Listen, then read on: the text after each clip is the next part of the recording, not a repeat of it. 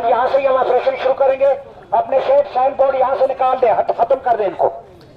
महकमा इन्फोर्समेंट की तरफ से अनाउंसमेंट की गई है कि अपने शेड जो है वो खत्म कर दें। जो साइन बोर्ड लगे हुए हैं इन बोर्डों को भी हटा दें, वो शेड रिमूव कर दें। इसके अलावा बाहर जो आपने पेटियां लगी हुई हैं उनको भी रिमूव कर दें, जो फिक्स की हुई हैं आपने।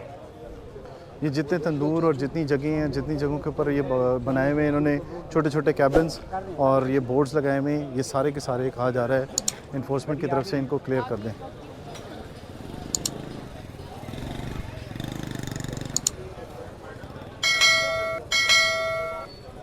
ये भी देखिए, ये डबल पार्किंग है।